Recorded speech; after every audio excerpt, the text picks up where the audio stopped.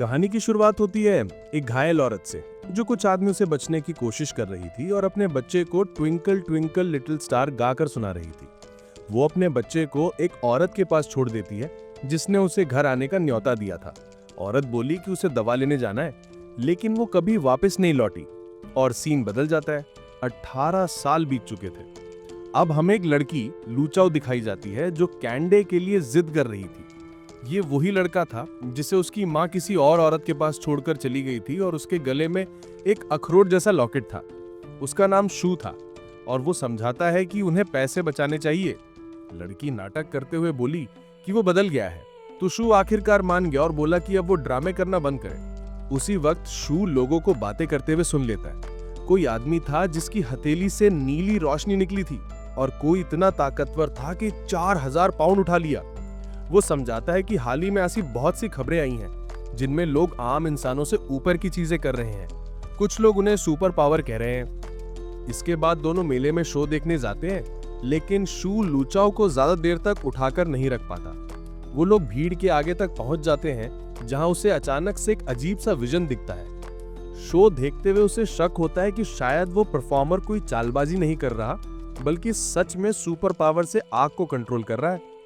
इसके बाद लूचाओ बोलती है कि वो बैक स्टेज जाकर इन ट्रिक्स को सीखना चाहती है ताकि पैसे कमा सके। शू पहले मना करता है, मगर फिर सोचता है कि इतना बुरा आइडिया नहीं है। वहां जाकर वो लोग देखते हैं कि परफॉर्मर को बेहोश कर दिया गया है। जब उन्हें पकड़ लिया जाता है तो दोनों झूठ बोलते हैं कि वो बाथरूम ढूंढते ढूंढते रास्ता भटक गए थे। वहां मौजूद आदमी बोलते हैं कि वो पुलिस है और परफॉर्मर को सिर्फ इसलिए ले जा रहे हैं क्योंकि उसके पास शो करने की इजाजत नहीं है। शू को पूरा यकीन था कि ये झूठ है, मगर वो चुप रह जाता है। बाहर निकलते एक अजनबी उससे पूछता है कि उसने अंदर क्या देखा। शू को वो आदमी बिल्कुल पसंद नहीं आता, इसलिए वो उसे नजरअंदाज कर देता है। शू मनी मैन सोचता है कि शायद वो परफॉर्मर सच में सुपर पावर का इस्तेमाल कर रहा था और हो सकता है ये लोग ऐसे लोगों को पकड़ रहे हों। लूचाओ बार बार उसका नाम पुकारती है। शू बोलता है कि उसे भाई कहा करो, मगर लूचाओ मना कर देती है और याद दिलाती है कि उनका खून का रिश्ता नहीं है। गुस्से में शू बोलता है कि वो उसे अनाथालय छोड़ देगा। लूचाओ बोलती है, ठीक है छोड़ दो, मैं फिर भी वापस तुम्हारे पास आ जाऊंगी। शू पूछता है कि अगर दुनिया में बहुत ताकतवर लोग हुए तो वो क्या करेगी। लूचाओ हंसकर बोलती है, तो मैं और ताकतवर बन जाऊंगी। फिर सोचती है कि वो शायद कमजोर हो, मगर कोई बात नहीं, क्योंकि वो शू की हिफाजत करेगी और उसे सिर्फ खाना बनाना होगा। बाद में लूचाओ न्यूज देखती है जिसमें छोटे बड़े लोग इंसानों से ऊपर के काम कर रहे थे। लोग सवाल उठा रहे थे कि ये जादू है या इंसानी शरीर की नई शक्ति का जागरण। शू बोलता है कि उसे दुकान जाकर और नूडल्स लाने होंगे। लूचाओ मजाक उड़ाती है कि उसका खाना हमेशा बेस्वाद होता है और बोलती है कि वो उसके गले का अखरोट ही खा लेगी। शू बोलता है कि ऐसा करने का सोचना भी मत। लूचाओ फिर से कहती है कि वो बहुत बदल गया है। दुकान जाते हुए शू को वो सारे पल याद आते हैं जब बचपन से लूचाओ हमेशा उसके साथ रही थी। सड़क पार करते वक्त अचानक एक गाड़ी उसे टक्कर मार देती है। वो जमीन पर गिरा पड़ा था और धीरे धीरे उसकी चेतना खोने लगती है। उसी वक्त कुछ अलौकिक होता है। शू का अखरोट वाला लॉकेट टूट जाता है और उसमें से एक तेज रोशनी निकलती है जो उसके पूरे जिस्म में दौड़ जाती है। वो होश में आता है और देखता है कि उसके शरीर को कोई नुकसान नहीं हुआ था, ना ही उसे दर्द था। इस पर उसे शक होता है कि शायद उसके अंदर कोई पावर जाग गई है, लेकिन वो इस बारे में ज्यादा नहीं सोचता और चाहता है कि अब उस ड्राइवर से बदला ले। मगर ड्राइवर उसे देखकर भाग जाता है। उसे लगता है कि शू मर चुका था और अब उसकी आत्मा है। शू घर लौटते वक्त लूचाओ के लिए फ्लेवर वाले इंस्टेंट नूडल्स खरीद लेता है। अब हादसे के बाद जब भी शू लोगों से मिलता है तो उनके सिर के ऊपर कुछ नंबर दिखने लगते हैं, लेकिन वो उन्हें नजरअंदाज करता है। वो लूचाओ को बताता है कि उसे कार ने टक्कर मारी थी, लेकिन वो ठीक है। लूचाओ तुरंत नतीजा निकालती है कि शू ने ड्राइवर को मार डाला होगा। शू अपने शरीर को ध्यान से देखता है तो उसे एक अजीब सा निशान मिलता है। तभी उसके सामने एक यूजर इंटरफेस खुल जाता है। उसमें कुछ अनजान लोगों के नाम और उनके साथ बैलेंस लिखा होता है। फिर शू समझता है कि जब उसने लोगों को डराया था तो उनकी नेगेटिव फीलिंग्स उसके पॉइंट्स बन गए। वो मानने लगता है कि उसकी पावर जाग गई है और शायद वो डेमन किंग है, क्योंकि जितनी नेगेटिव फीलिंग्स आएंगी उतना वो स्ट्रांग बनेगा। शू इन पॉइंट से जुआ खेलना शुरू करता है, लेकिन कई बार हार जाता है। आखिरकार एक बार वो जीत जाता है और बदले में सिर्फ एक सेब मिलता है। मगर जैसे ही वो सेब खाता है उसे बहुत अच्छा महसूस होता है। शू बाकी बचे पॉइंट्स भी दांव पर लगा देता है और आखिरी बार फिर जीत जाता है। इस बार उसे ट्विंकल ट्विंकल लिटिल स्टार गाने के बदले हुए बोल मिलते हैं। जैसे ही वो गाना गाता है उसे लगता है कि वो किसी स्टार सिस्टम यानी तारों वाली दुनिया में पहुंच गया है। वो जोर से चिल्लाता है कि लूचाओ, क्या तुमने देखा मैं खिड़की से उड़ गया? लूचाओ बोलती है, नहीं बेवकूफ, तू घर पर ही है। इससे शू को समझ आता है कि वो असल में यही है। फिर लूचाओ पूछती है कि नूडल्स में क्या डालना है, तो शू बोलता है प्याज डाल दो। ये सुनकर लूचाओ थोड़ी चिढ़ जाती है और शू समझ जाता है कि वो उससे भी पॉइंट्स कमा सकता है। बाद में दोनों साथ बैठकर सोप ओपेरा देखते हैं। तभी न्यूज में पास ही लगी आग दिखाई जाती है। शू छत पर चढ़कर आग देखने जाता है, लेकिन वहीं अजीब लोग मिल जाते हैं जो पहले मिले थे। वो लोग शू से पूछते हैं कि वो छत पर क्या कर रहा था। शू को वहीं मूली का टोकरी मिल गई थी, तो वो बोल देता है कि मैं मूली तोड़ने आया हूँ। एक आदमी कहता है कि शू के दिल की धड़कन में कोई बदलाव नहीं था, इसलिए वो उसे छोड़ देते हैं। शू लूचाओ को सब कुछ बताना चाहता है, मगर तभी कोई छत से नीचे गिरता है। लूचाओ इस बात से नाराज हो जाती है कि शू उसे साथ क्यों नहीं ले गया, लेकिन फिर भी उसका पीछा करती है। नीचे गिरा हुआ आदमी वही परफॉर्मर था जो पहले आग से खेल रहा था। शू सोचता है कि शायद आग उसी ने लगाई होगी। वो आदमी का मजाक उड़ाता है और तभी शू को नंबर दिखते हैं कि वो बस नाटक कर रहा है, बेहोश नहीं है। पॉइंट्स कमाने के लिए शू कहता है कि हमें इसे यहीं छोड़ देना चाहिए, ये हमारी समस्या नहीं है। परफॉर्मर पानी मांगता है तो शू उसे बर्फ दे देता है। वो उसे और चिढ़ाता है, जिससे परफॉर्मर गुस्से में शू को जलाने की कोशिश करता है, लेकिन उसकी सारी कोशिशें फेल हो जाती हैं, तो वो बोल देता है कि मैं तो मजाक कर रहा था। परफॉर्मर भाग जाता है और शू लूचाओ को बताता है कि उसकी पावर जाग चुकी है, मगर लूचाओ यकीन नहीं करती और कहती है कि इससे क्या फर्क पड़ता है, उसका शरीर तो वैसे भी कमजोर है। कुछ समय बाद शू को पता चलता है कि उस इंटरफेस में एक शॉप भी है। वो वहां से एक सेलेस्टियल फ्रूट खरीदता है। जैसे ही वो फल खाता है फिर से स्टार सिस्टम पहुंच जाता है, जहां एक दूसरा तारा भी चमक उठता है। वापस लौटने पर शू पाता है कि अब उसके पास अलौकिक ताकत है। वो लिविंग रूम में आता है और लूचाओ उसे छेड़ती है कि उसने स्कूल का इवेंट मिस कर दिया। शू समझाता है कि उनके पास पैसे नहीं है, उसे खाने और स्कूल की फीस का इंतजाम करना है। फिर शू अपने एक दोस्त को मैसेज पर छेड़ता है और समझता है कि वो इस तरह भी पॉइंट्स कमा सकता है। शॉप से उसे कुछ अंडे मिलते हैं जिन्हें वो अगले दिन बेचने वाला होता है। शू लूचाओ की तारीफ करता है कि उसने अच्छा काम किया, मगर फिर होमवर्क के बारे में पूछकर उससे और पॉइंट्स ले लेता है। अगले दिन शू अकेले ही अंडे बेचने जाता है क्योंकि लूचाओ को जुकाम होता है। उसका ठेला उसके स्कूल के पास ही होता है और उसके कुछ क्लासमेट्स शर्म से उसे नजरअंदाज कर देते हैं।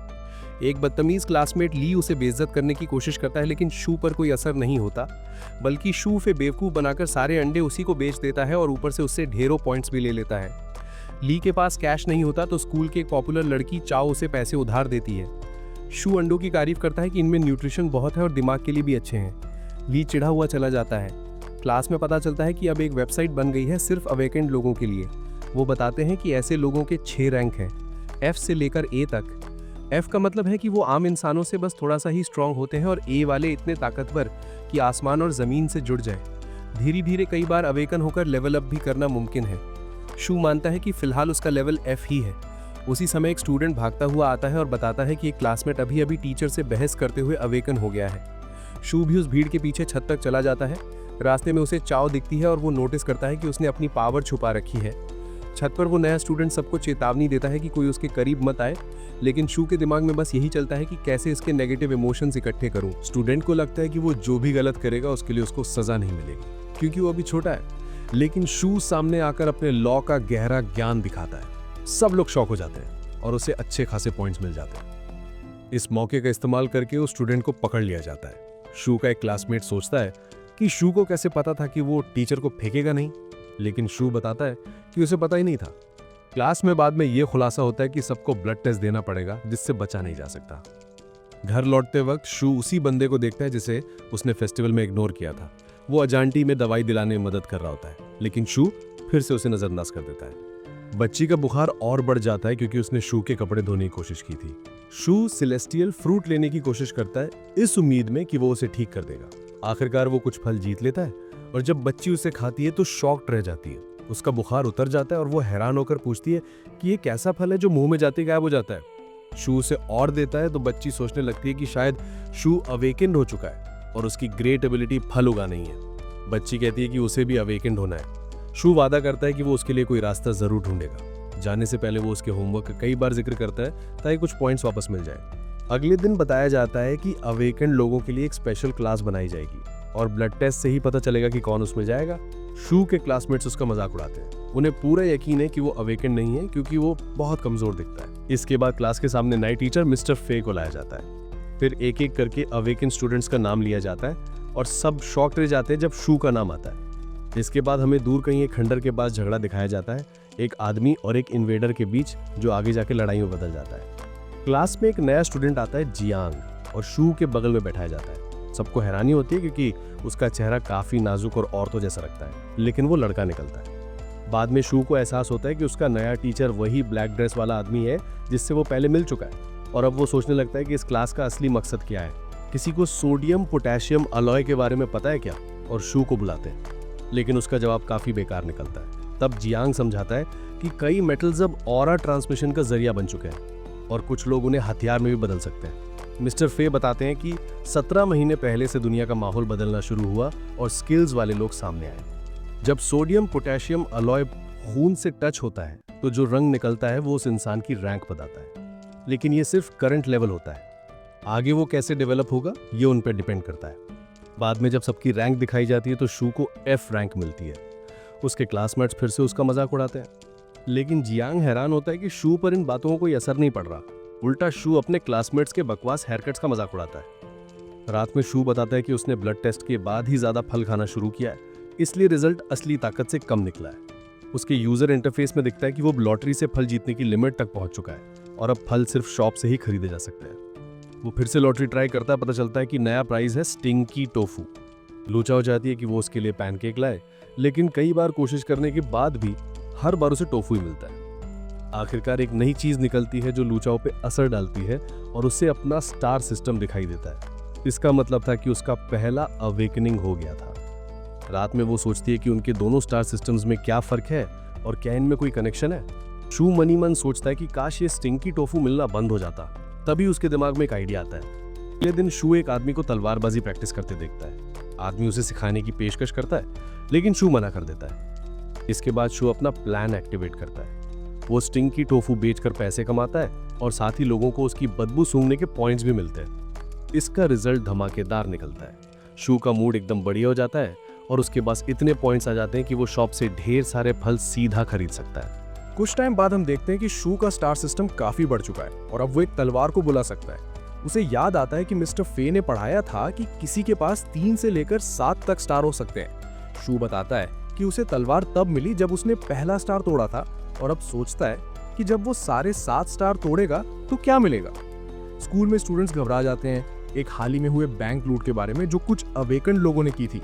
वो लोग सोचते हैं कि क्या ये बाकियों के लिए प्रॉब्लम बन सकती है। वो ये भी डिस्कस करते हैं कि उनकी क्लास मिलकर एक टीम बना सकती है जो क्राइम से लड़े। ली बोलता है कि शू पूरी तरह बेकार नहीं है क्योंकि उसके बापू सोच रहे हैं कि कोई बॉडीगार्ड रख लें। शू बोलता है कि ली असल में एक दुखी बंदा है और खुश है कि वो उसके जैसा नहीं है। स्पेशल क्लास में मिस्टर फे हर स्टूडेंट को एक स्पिरिट स्टोन देता है जिससे उन्हें प्रैक्टिस करनी है और फिर रिजल्ट बताना है। लेकिन शू जब उसका यूज करता है तो उसका स्टार सिस्टम बहुत ही ज्यादा हिंसक हो जाता है, मतलब वो उसके लिए बेकार निकला। अब वो सोचता है कि मिस्टर फे को कैसे बताए। अगली सुबह तलवारबाज फिर देखता है कि शू उसकी प्रैक्टिस देख रहा है और पूछता है कि क्या वो सीखना चाहता है, लेकिन शू मना कर देता है। लंच टाइम पर जियांग उसे बताता है कि एक ऑर्गेनाइजेशन है जो गवर्नमेंट से ऑथराइज्ड है अवेकनेस को इकट्ठा करने के लिए। वो 2 हिस्सों में बटे हैं, अर्थ नेटवर्क जो सबसे कॉमन अवेकनेस के लिए है और हेवनली नेटवर्क जिसमें सिर्फ सबसे स्ट्रॉन्ग लोग आते हैं जिनकी रैंक कम से कम B होती है।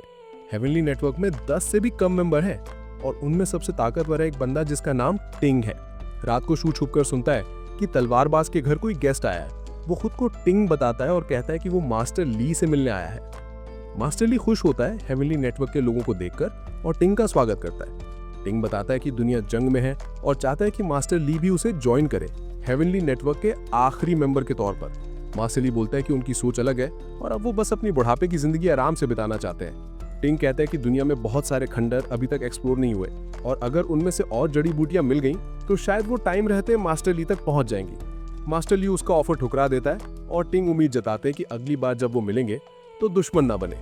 जाते जाते वो अपना वादा दोहराता है कि जड़ी बूटियों का इंतजाम फिर भी करेगा। इसके बाद शू ये सब बातें लेचाओ को बताता है और सोचता है कि शायद तलवारबाज से ट्रेनिंग लेना अच्छा आइडिया होगा क्योंकि लगता है वो इतना सिंपल नहीं जितना पहले लगा था। अगली सुबह शू मास्टर ली से सीखने की इच्छा जताता है, लेकिन एक चीज उसका सारा टाइम ले रही है। मास्टर ली तैयार रहता है सिखाने के लिए और कहता है कि वो हर तरह से मदद करेगा। शू कहता है उसे अपनी बहन के लिए मदद चाहिए। और समझाता है कि टेंशन मत लेना, वो बहुत अच्छी लड़की है। तभी एक चिड़चिड़ी ले जाओ घर से बाहर निकलती है और शू बताता है कि जब वो घर पर नहीं होगा तो मास्टर ली उसकी देखभाल करेगा और पढ़ाई में भी हेल्प करेगा।